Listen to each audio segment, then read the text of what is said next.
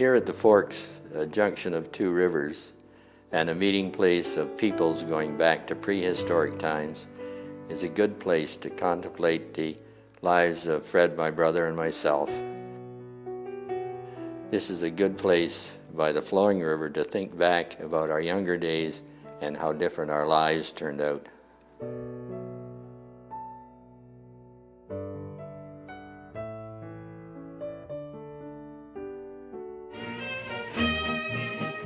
I was born on July 23rd, 1924. We grew up in the north end of Winnipeg. It's a working class district.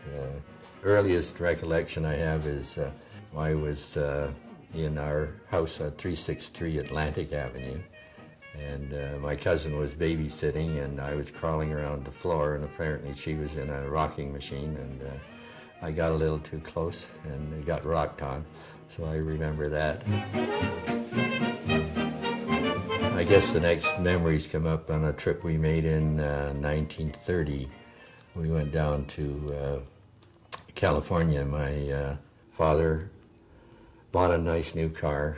One of the stories my mother liked to tell was about stopping at Yellowstone National Park, and we stopped, and Mother and Dad were busy setting up some food on the picnic table. My brother Fred went off wandering to search around, and all of a sudden, as my mother says, both myself and Fred came running back, running, and I ran in and into the car and slammed the door, and my brother Fred turned around and said, "There's a bear coming." So that was her story about me. I looked after myself. I got in that car and slammed the door. There was a window from a little pantry going into that back shed, and Mother would holler out and see if we wanted anything to eat, and she'd make up some jam sandwiches or something and hand them out the window to us in the little back shed there. And of course Fred took the sandwich, and instead of holding it, he was holding it like this to bite it, and I decided I better hit his elbow and smashed the jam into his face. Well, I don't know how far we ran. He chased me all over the neighborhood.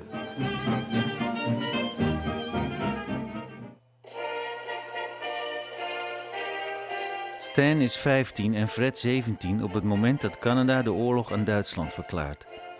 Hoewel het front voor hen aanvankelijk ver weg lijkt, raken de broers al snel bij de oorlog betrokken.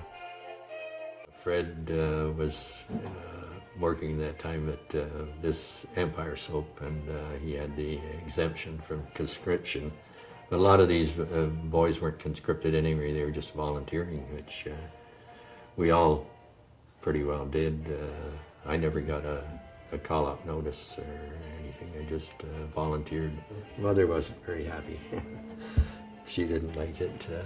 She didn't think that seeing Fred didn't have to go, that he didn't have to volunteer. But I guess my father he was in the army himself. Stan en Fred reizen af naar een trainingskamp in Ontario, genaamd Camp Borden. Daar worden de troepen voorbereid op de strijd in Europa. Wanneer ze een keer te laat van hun verlof zijn teruggekomen, krijgen ze samen strafcorvée. After our New Year's leave in 1944, we went back to camp, knowing that we were in the Trained Soldiers Regiment and that we would be going overseas. We didn't know when, but we knew we'd be moving out of Camp Borden into an East Coast city somewhere to get the transport over there. Wasn't too happy with my girlfriend at the time. She didn't think I should be doing that, and I guess Mother didn't like the idea.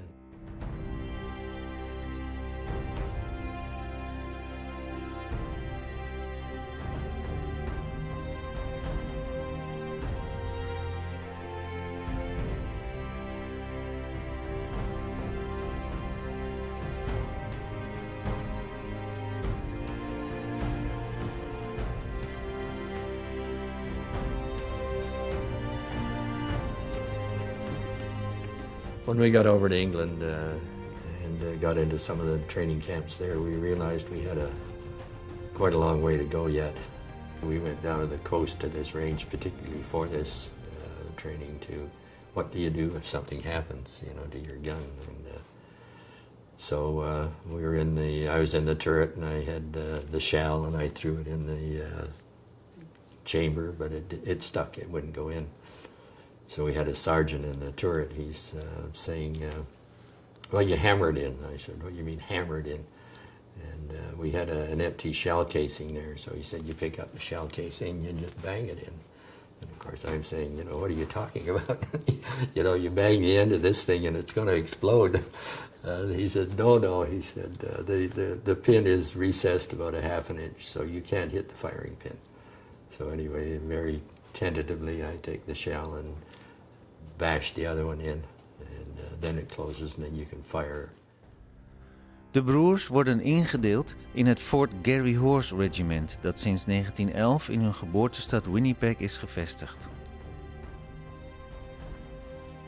So we went over to the continent on, August, as a group, and it was rather interesting. We went across on channel boats. We weren't, the channel was clear then. They had a dock they called Mulberry. It was a concrete dock that they built in England and floated across to France.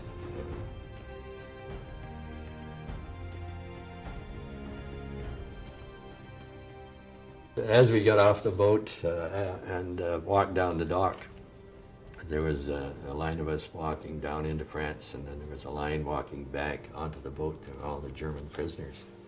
They marched us down and put us in a pen, and we're staying there until they decide where we're going to go.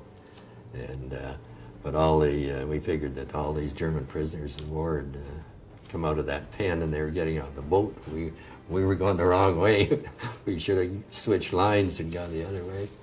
The first battles were more skirmishes with supporting infantry. They wanted a machine gun nest cleared out or something and brought up a tank. And it was not, thankfully it was a better introduction to battle than going into a stiff fight.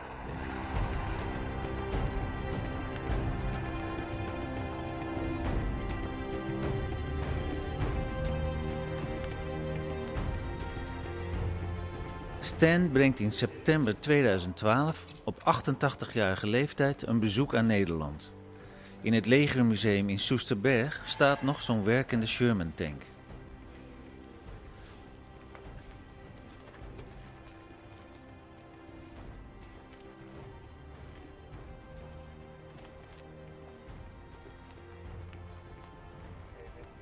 It's nice to see it again, familiar. It's been a while, but the Fort Garry Horse were equipped with the Sherman tank, and this is the Sherman. I was the gunner, and I would sit in a seat up in the turret there, and I would fire this gun and the machine gun that's up in the turret there.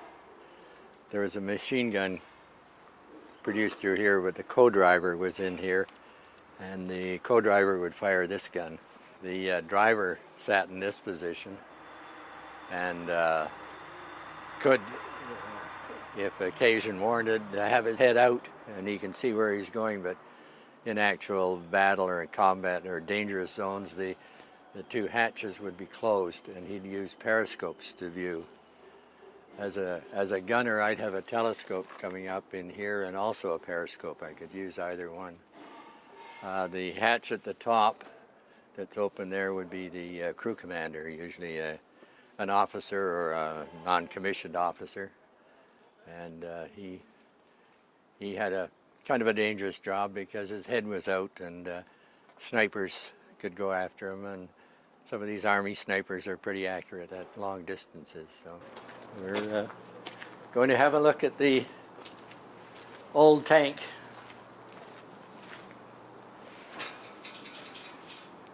As an old veteran, we need a little help getting up.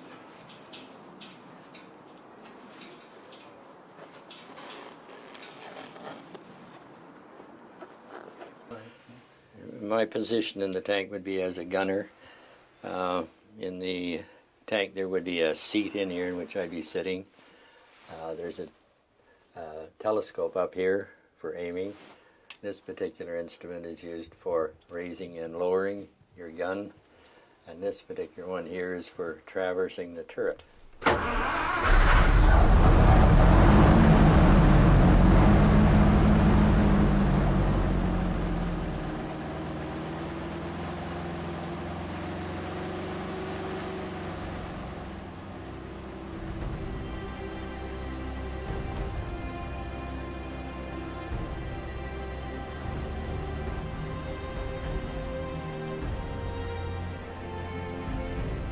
Stan en Fred worden gescheiden. Stan wordt ingedeeld in het A-squadron en Fred in het B-squadron. Ze raken betrokken in tankslagen rond de Scheldemonding, onder andere de slag bij Woensdrecht, en rukken vervolgens op naar Zeeland.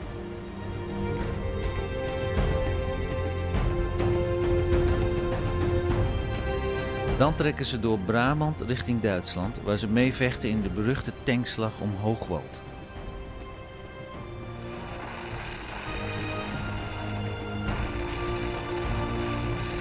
De broers zoeken elkaar tussen de gevechten door, als het even mogelijk is op. Yeah, we'd find out. I'd find out where B Squadron was. We'd go over and see him, and I'd take any letters that I'd got over to Fred, and he'd show me the letters he'd got. And of course, I didn't give him the letters from my girlfriend. This is a bundle of letters that my brother Fred and I wrote home. February 1945. This was written by my brother Fred to the family in Winnipeg.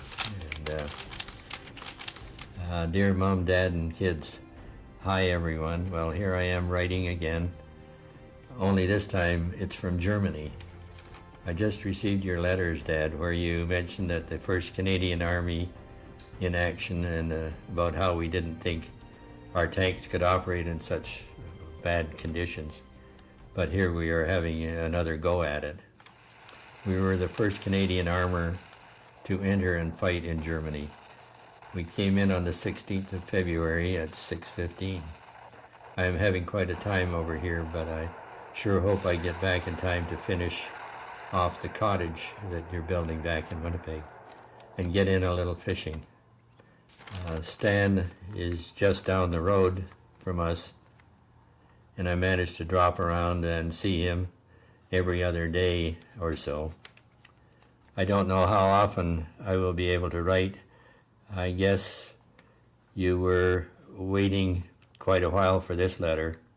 Don't worry though, there will always be a letter following. The last one you received, even though it may take a couple of weeks to get there. Lots of love, Fred. And it's signed GBWYTWYMA, which is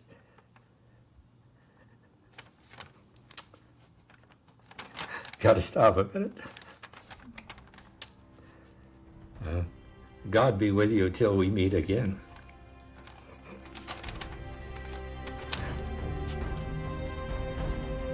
Beide broers overleven de slag om Hoogwald.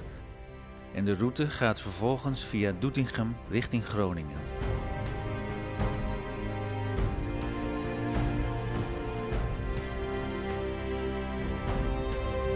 Op 13 april rollen de Canadese tanks langs het familiehotel in Paterswolde op weg naar Groningen.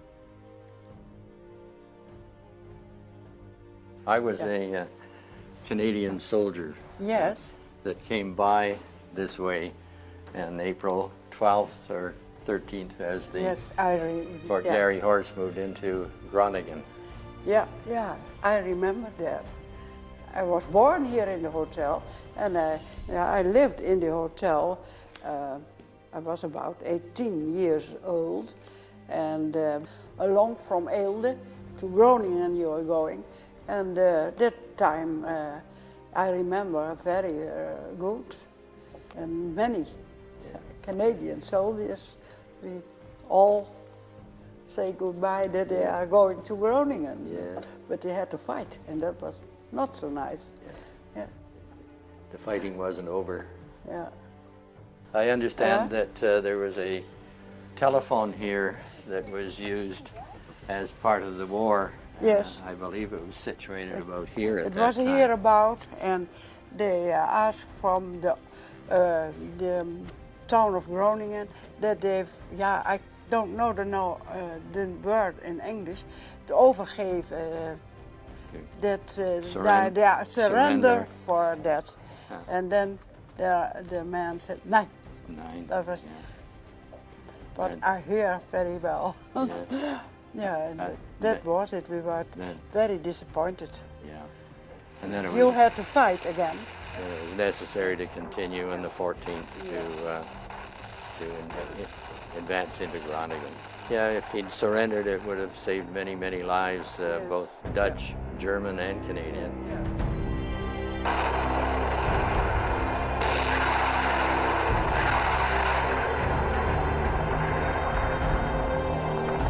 I was born in 1933, and I do remember from the first shot on Friday afternoon at about 3 o'clock in the afternoon.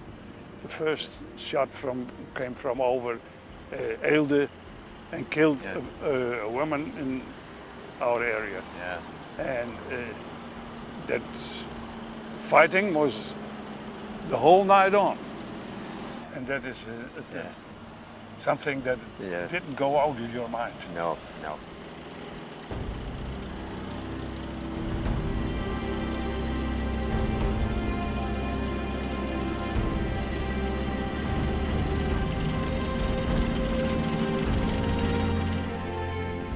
Fred zit in de allervoorste tank bij de slag om de bevrijding van Groningen. Op de Paterswoldseweg wordt zijn tank onder vuur genomen door een Panzerfaust. Het is raak en de tank ramt de gevel van huisnummer 188. Fred wordt op slag gedood.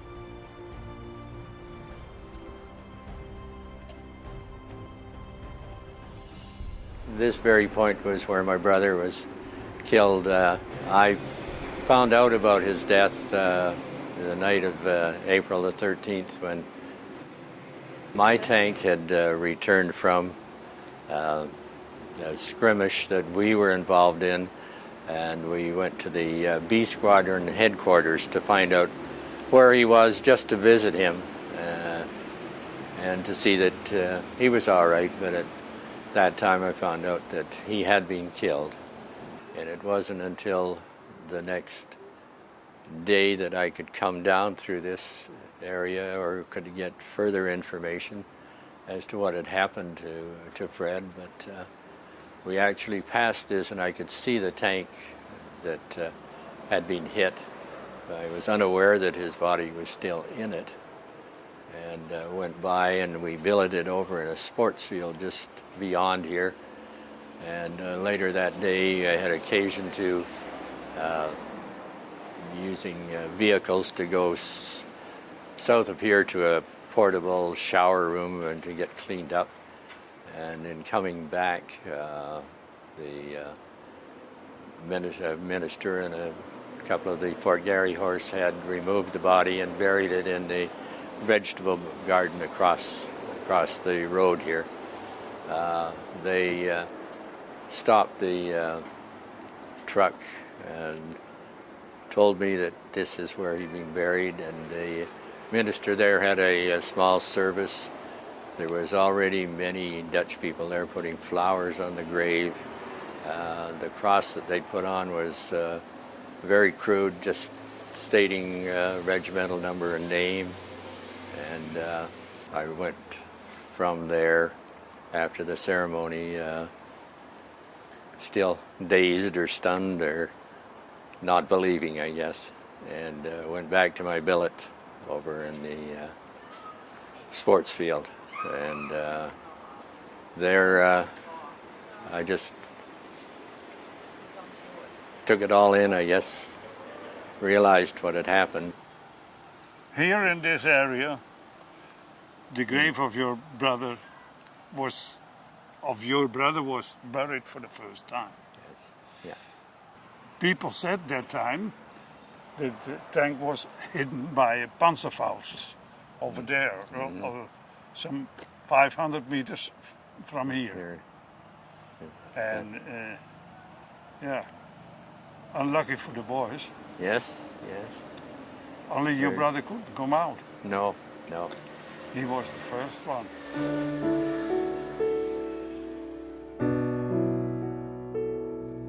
When my brother was killed, they advised the family by telegram. And the telegram reads, Trooper Fred Butterworth has been officially reported killed in action 13th of April 1945. This letter is the letter I wrote to my family after he had been killed. And it's Holland, April 15th, 45. Dear Mother, Father, Ruth, and Doreen, by the time you receive this letter, you will have been notified of the terrible news. My thoughts are with you all during this great sorrow. I do not think there's much I can say to help. Fred was the best brother and friend a man could have. If I had to choose myself, I could never pick anyone near as good. I believe that you would like to know something of what had happened.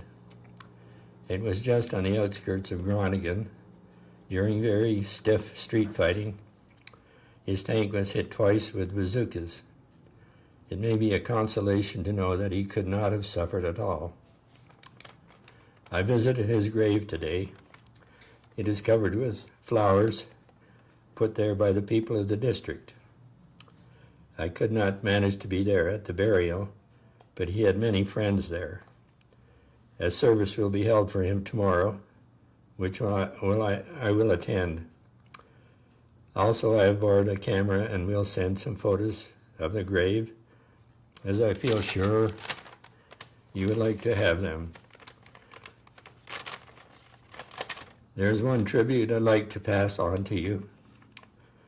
A Dutchman who shook my hand said, he died to free our city.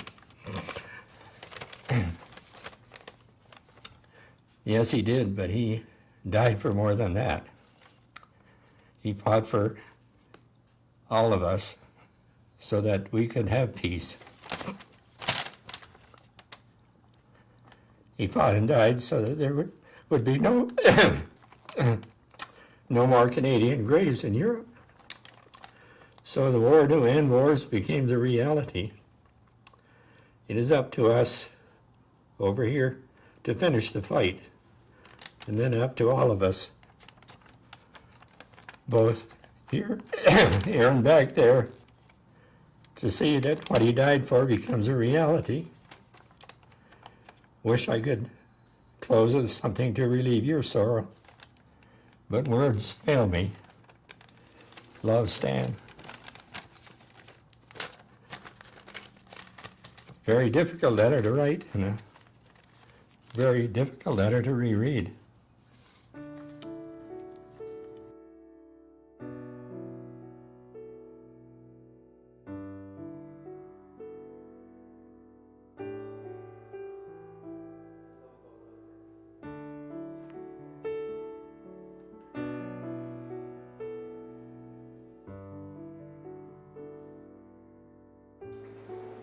Now we have here a map of Canadian divisions, you know. There's Groningen, you know about it. Very nice, yes. Okay, we're going to the database. You can sit down here if you want to. Thank you. Now here you can put the name of Fred in if you want. B. Try to start.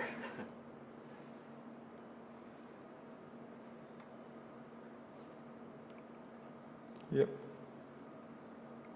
Okay. You know all the dates, cemetery, and his registration number, the Oh, that's plot right. number, Lot number 5E8, E and an 08. 08.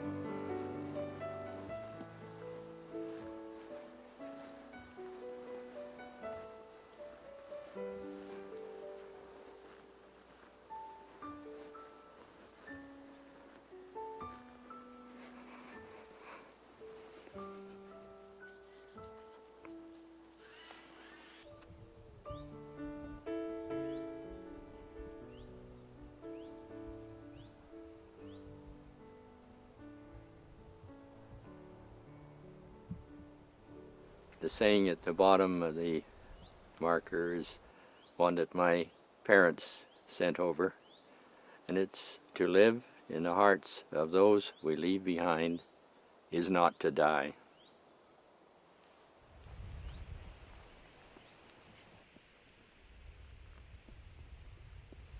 It's very emotional. It keeps being that. Every time you come, it's the same thing. So it's a long way from home, but the liberty he fought for was Canada's also. Can't do a nicer cemetery if there has to be a cemetery like this. This is a beautiful cemetery. But the thoughts are sad.